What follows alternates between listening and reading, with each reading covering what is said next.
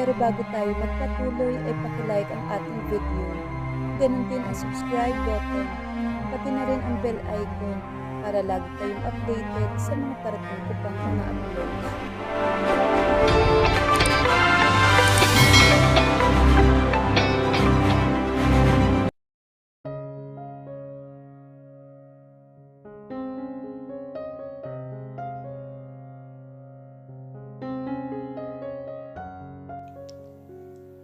Nasa isang toy store si Axel. Kanina pa sumasakit ang ulo niya habang nakatingin sa iba't ibang klaseng laruan. Hindi niya alam kung ano ang bibitbitin sa mga ito. "Kailangan niyo po bang ng tulong, sir?"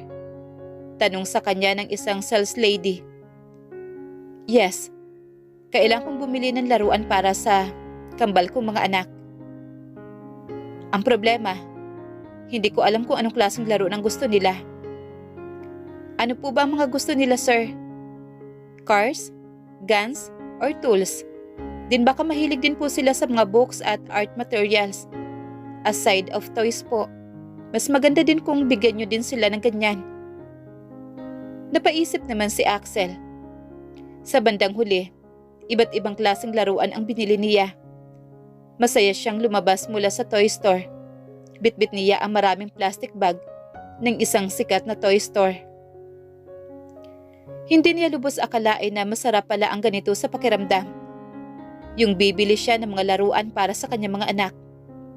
Mula nang nalaman niya na may mga anak sila ni Danaya, mas lalo siyang nagpursige sa pagsuyo sa kanyang mag-iina. Hindi na lang kasi si Danaya ang gusto niya makuha, pati na rin ang kanyang mga anak. Dumaan din siya sa National Bookstores para bumili ng mga children's book para sa kanyang mga anak. Bumili din siya ng iba't ibang klase ng mga art materials. Kahit medyo nabibigatan siya sa kanyang mga dinadala ngayon, nakadama pa rin siya ng kasiyahan. Excited na siyang makita muli ang kanyang mga anak at pati na rin ang ina ng mga ito. Agad niyang kinuha ang kanyang cellphone nang nakapasok na siya sa loob ng kanyang kotse. "Hello? Cancel all my meetings today.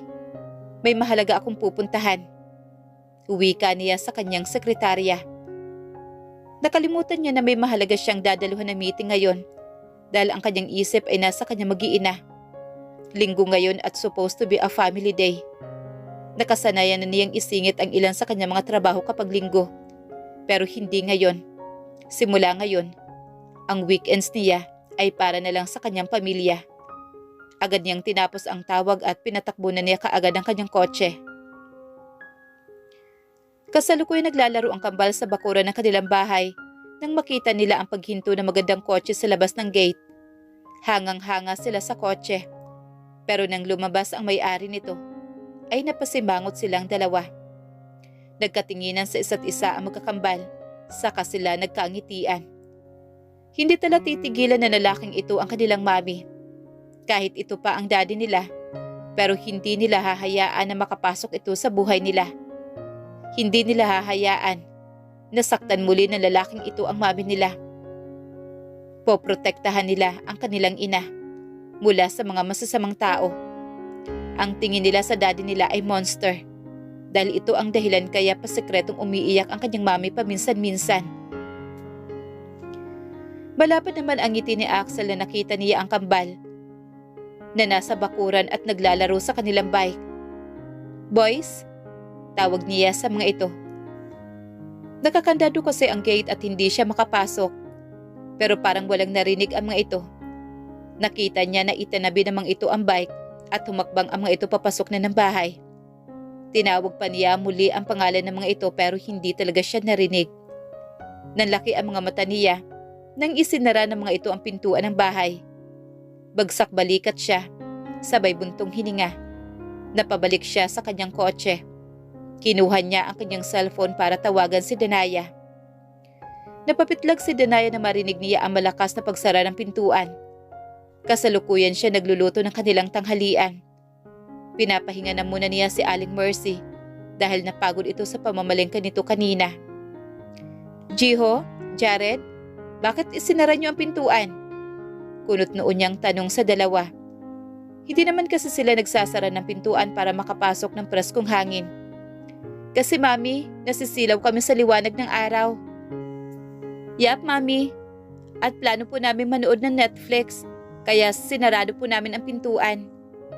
Sagot naman ni Jared. Agad naman binuksan ni Jiho ang television at hinayaan na lang niya ang dalawa. Sanay na ang mga ito. Narinig niya ang pagtunog ng kanyang phone. Pero wala siyang time para sagutin ito dahil medyo nangangamoy na ang kanyang niluto. Makailang beses na akong nagdial sa number ni Danaya, pero walang sumasagot. Tatawagan ko sana siya muli nang may isang kotse na huminto sa likuran ng aking kotse at lumabas doon ang lalaking naglakas loob na agawin ang pamilya ko. Mr. De La Cuesta, anong ginagawa mo dito? Tanong niya. My family is here. Kaya hindi mo ako kailang tanungin, Mr. Harrison. Naiiritang sagot ko naman. Napatawa naman siya sa aking sinabi. Family or ex-family? Hindi ba iniwan mo na sila? And I saved them. Kaya akin sila, hindi sa'yo. Nalilisik naman ang aking mga mata na nakatingin sa hambog na si Alfred. Ang lakas ng loob niya na angkinin ang akin. Kahit pa anong sabihin mo, akin pa rin sila. Hindi niya ako pinansin. Nasundan ko siya ng tingin at nanlaki ang aking mga mata nang may pinindot siya. Shit! Bakit ba hindi ko napansin yon? Maya-maya lang, bumukas ang pintuan ng apartment at iniluwa mula doon ang babaeng mahal na mahal ko. Araw-araw mas lalo siyang gumaganda sa aking paningin. Malapad siya nakangiti habang naglalakad papunta sa gate. Lumabas din ang mga anak namin mula sa bahay. Daddy? Sabay na masayang bulalas ng dalawa. God, ang sarap pakinggan na tinawag nila akong daddy. Ang lapad ng ngiti ko nang tuluyan na nabuksan ang gate at humarap si Danaya kay Alfred. Kanina ka pa ba? Tanong ni Danaya kay Alfred. Kadadating ko lang. Sagot naman ni Alfred. Napalis ang ngiti ko at umusbong ang panibugho sa puso ko.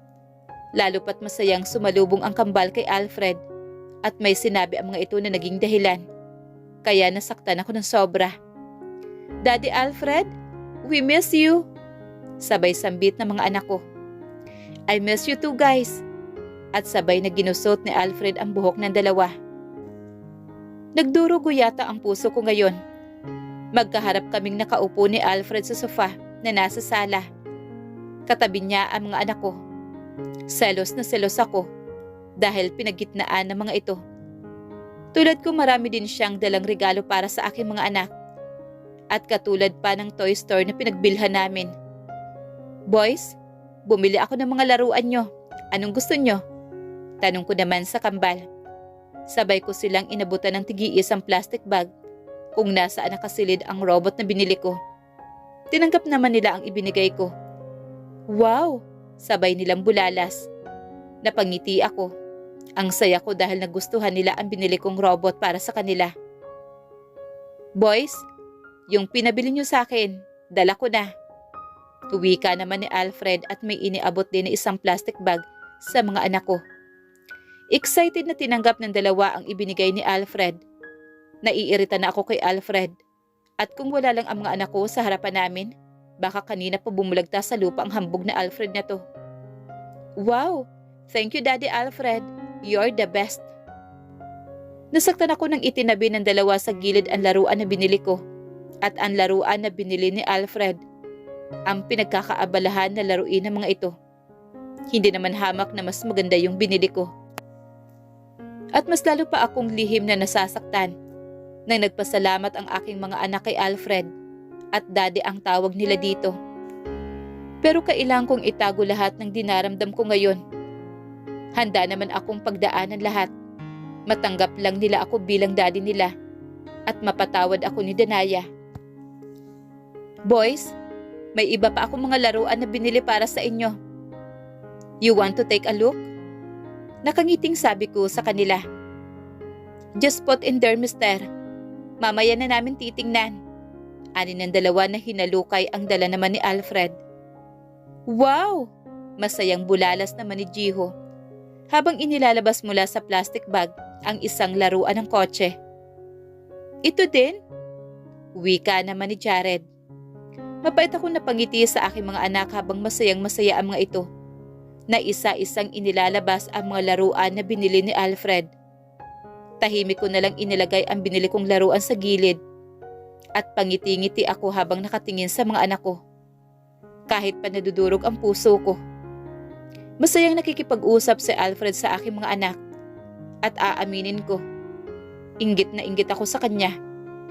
Kaya niyang makipagsabayan sa kambal. Komportable na komportable siya sa mga ito, pati na rin ang mga kambal. Boys, may dala din akong mga books para sa inyo. Pinilit kong sumingit sa masayang usapan ni na Alfred at ng aking mga anak. Inaabot ko sa mga ito ang plastic bag na naglalaman ng iba't ibang klase ng children's books. Napangiti ako nang tinagap ito ng mga anak ko. Nakuha ko ang atensyon nila. Ano na naman ito, mister?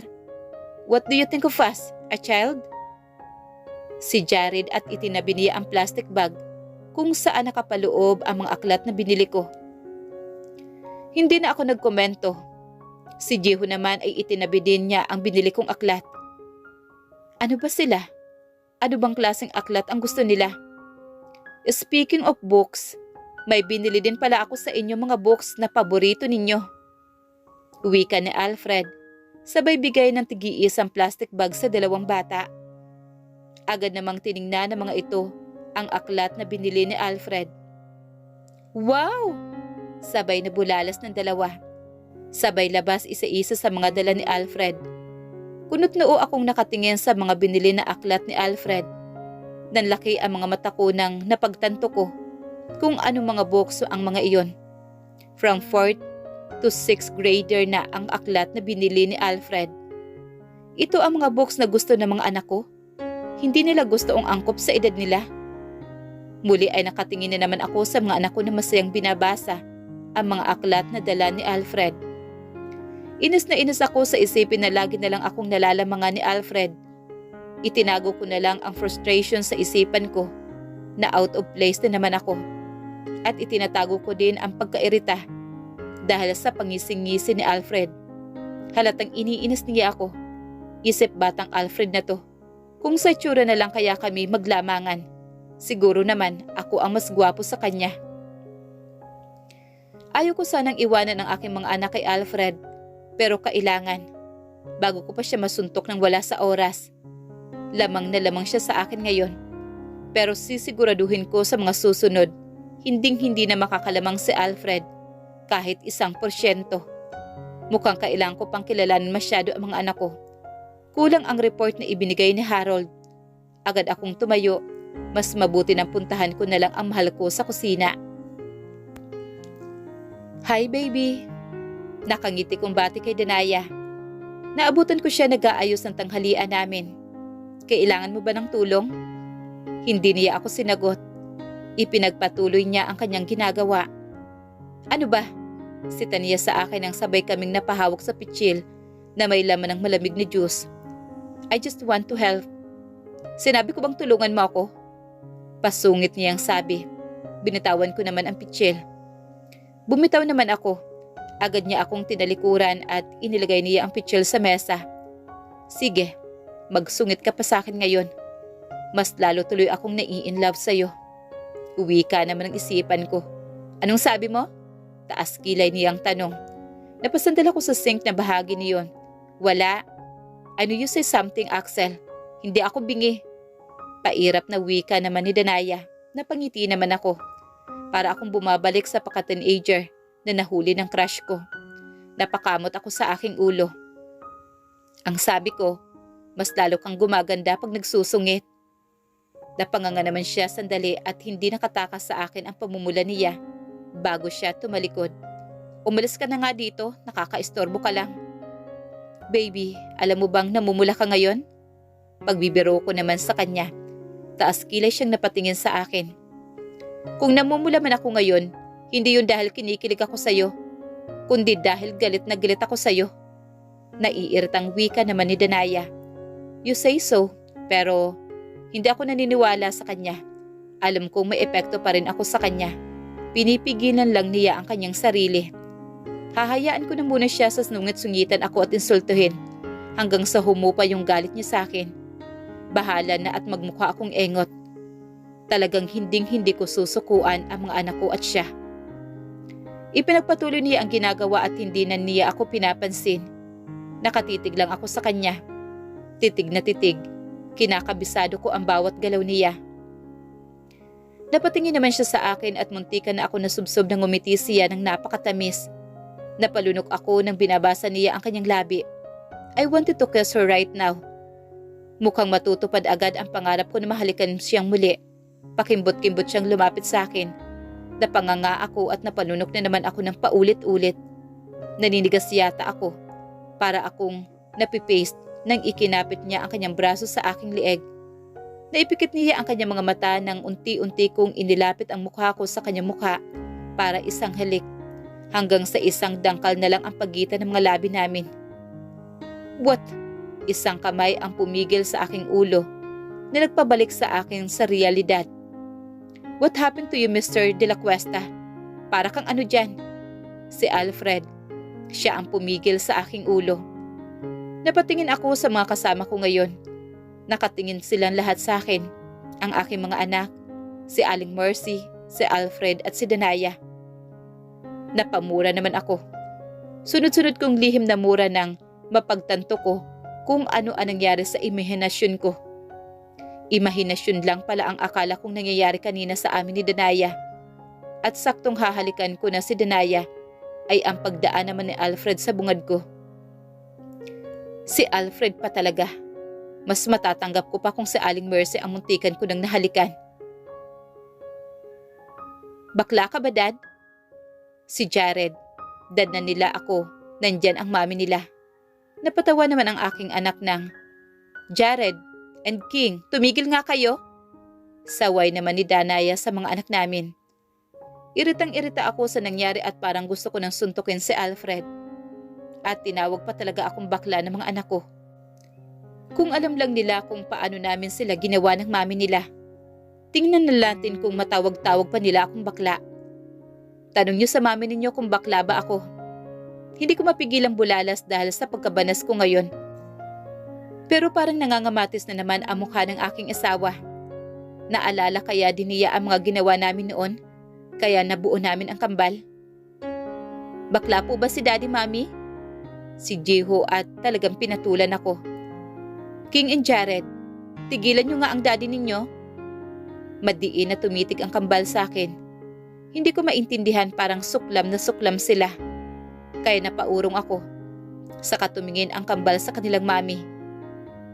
Kaya ba tayo iniwan nito, Mami? Kasi bakla siya?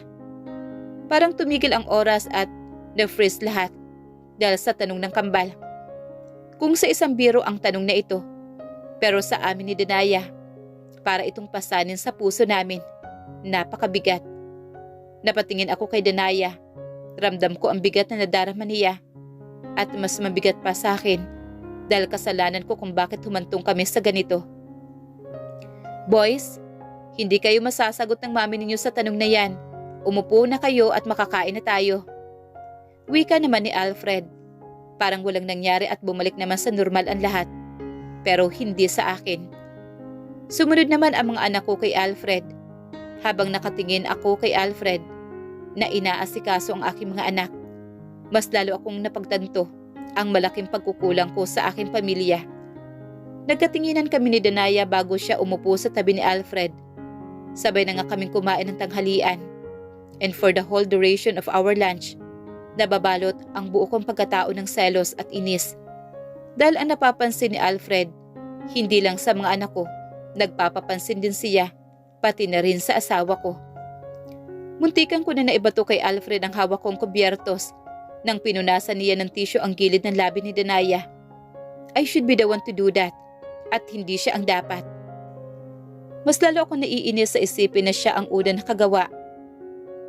At siya pa rin hanggang ngayon at hindi ko man lang nagawa yun kay Danaya.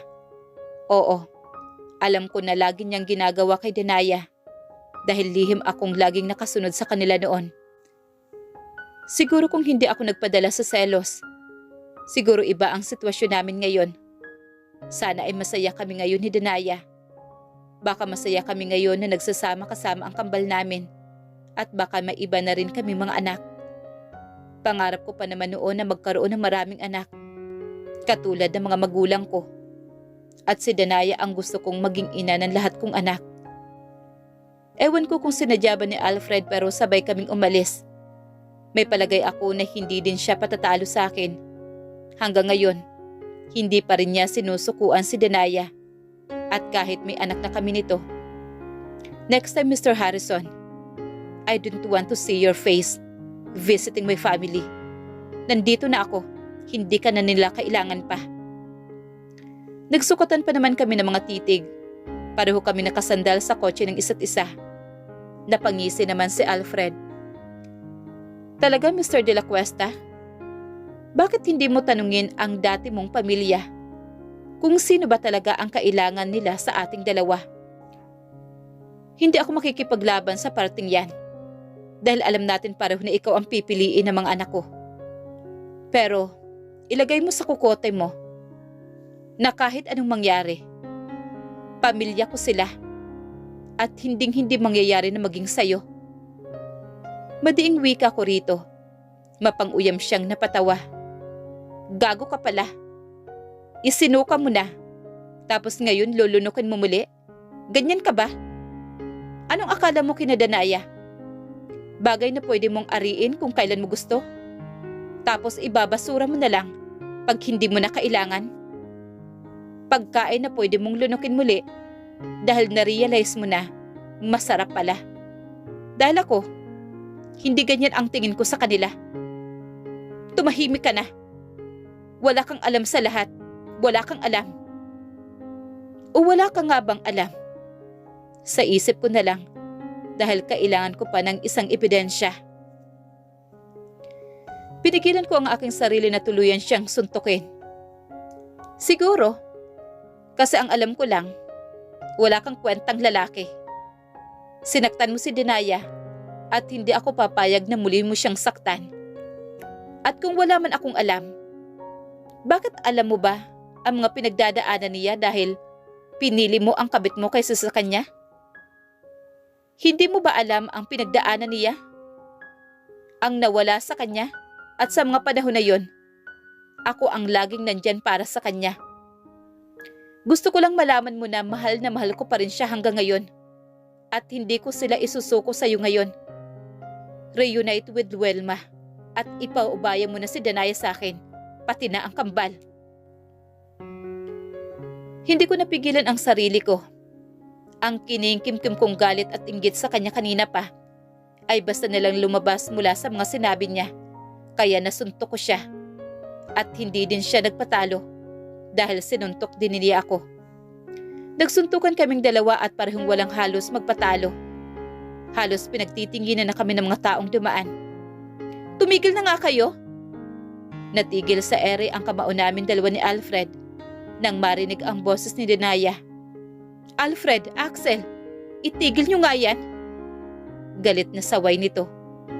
Iniharang ni Danaya ang sarili sa gitna namin dalawa ni Alfred pagkatapos niyang palayasin ang mga nakiusyoso. Ano bang nangyayari sa inyong dalawa ha? Mabuti na lang at nandun ang kambal sa kanilang kwarto. Alfred, please. Nirerespeto ka ng mga anak ko. Huwag mo namang ipakita na nakikipag-away ka sa kanilang ama. Wika ni Danaya. Saka siya humarap sa akin. Axel, mainit pa ang dugo ng mga anak mo sa'yo. Please lang, huwag mo naman bigyan sila ng ibang rason para mas lalong magalit sa'yo. Saka ako kumalma nang marinig ko ang sinabi ni Danaya. Oo nga pala, ang mga anak ko pala. Sorry Danaya, mauna na ako. Paalam naman ni Alfred. Saka ito pumasok sa kotse niya. Ako naman ang hinarap ni Danaya. Hiyang-hiya ako sa nangyari. Hindi ko lang napigilan ang aking sarili kanina. Sino naman kasi ang hindi maiinis, hindi ba? At saka, ugali ko na talaga ang pagiging pikon. Pasensya na. Tanging nasabi ko. Hindi ko man lang magawang mag-angat na mukha. Nahihiya ako sa ina ng aking mga anak. Mas lalo niyang iisipin na ginugulo ko ang kanilang buhay. Kakausapin ko ang mga bata sa naging trato nila sa'yo. Napaangat ako ng mukha, gusto ko lang malaman mo na hindi naman ganun ang mga anak ko. Magalang sila sa mga nakakatanda sa kanila. Kahit pa namana nila ang ilan sa mga pangit mong ugali. Hindi ko alam. Hindi ko alam kung saan nila hinuhugot ang galit nila sa'yo, Axel. At kahit nangako na sila sa akin na makisamahan kang mabuti at hayaan kang makipaglapit sa kanila, ay hindi pa rin nila ako sinunod. Hindi naman sila sumusuway sa akin ngayon pa lang. Napaisip ako na baka ang ikinagalit sa akin ng mga anak ko ay yung hindi magandang pagtatagpo namin noon. Agad akong pumasok sa loob na nakaalis si Axel. Aaminin ko, naaawa din naman ako kay Axel. Buong akala ko, sumunod na sa akin ang kambal. Pero sa mga narinig ko kanina, mukhang sinuway nila ako. At ito pala ang unang beses na ginawa nila ito sa akin. Magalang ang aking mga anak, kahit paminsan, hindi talaga maitago na namana nila ang pagiging arugante ng kanilang ama. Totoo ang hangarin ko na ayusin ang relasyon ng mag-ama. Oo, plano ko nga noon na itago ang mga anak ko. Pero ang tadhana na mismo ang gumawa ng paraan para magkakilala ang mag-ama. Panahon na siguro para itama ko ang pagkakamali ko na itago ang dalawa sa kanilang ama. Hindi na maibabalik ang dating relasyon namin ni Axel. Pero at least, mas lamang naman na makabawi siya sa kanyang mga anak. Ma'am, ano yung narinig namin? Salubong agad na tanong ni Jiho sa akin. Mabuti na lang at hindi nila nakita ang pag-aaway ni na Alfred at Axel. Binalikan nila ang kanilang mga laruan na regalo sa kanila ng dalawang lalaki. Wow, ang ganda naman itong regalo ng daddy nyo. Tingnan nyo, ito yung paborito nyong cars. Masayang bulalas ko habang hinahalungkat ang mga bigay ni Axel. Hindi namin gusto ang mga yan. Wika naman ni Jared. Halata sa mukha ng aking anak ang pagkadisgusto. Lumanghap naman ako ng hangin bago nagsalita. Mga anak, hindi nyo ba nakikita na nag-e-effort ang daddy nyo para mapalapit sa inyo? Di ba nangako kayo sa akin na pakikisamahan nyo na mabuti ang daddy nyo? Daddy nyo yun. Ayaw kong binabastos nyo ang daddy nyo. Kalmado kong wika sa kanila. Napayuko naman ang kambal. Pag ganito kasi alam nila na galit ako kahit pa kalmado ako. Mami, ayaw namin sa kanya. Naluluhang wika nito. Masakit sa isang ina ang nakikitang umiiyak ang kanyang mga anak. Kaya nasasaktan ako ngayon na nakikitang umiiyak ang aking mga anak. Hindi ko na matandaan kung kailan ko huli sila nakitang umiiyak. Kasi hindi naman sila iyakin. Mga anak, bakit ba ayaw nyo sa kanya? Wala namang ginawang masama ang daddy nyo. Hindi nyo ba nararamdaman na mahal niya kayo? Humihikbi silang dalawa at parang pinipiga ang puso ko nang narinig ang kanilang hikbi. Kasi sinaktan niya kayo. Wika ni Jiho. Mangiyak-ngiyak ito. Iniwan niya kayo para pakasalan ang iba. Pinabayaan niya kayo. Napaawang ang labi ko. Hindi ako makapaniwala sa narinig ko mula kay Jiho. Paano niya nasabi ang ganito? Paano niya nalaman ito? Pero kung ang buong akala ko, malaking revelasyon sa akin ang sinabi ni Jiho, mas lalo akong hindi nakakilo sa idinagdag ni Jared na sadyang nagdudulot sa akin ng iba't ibang klaseng emosyon. Nanginig ang aking buong kalamnan.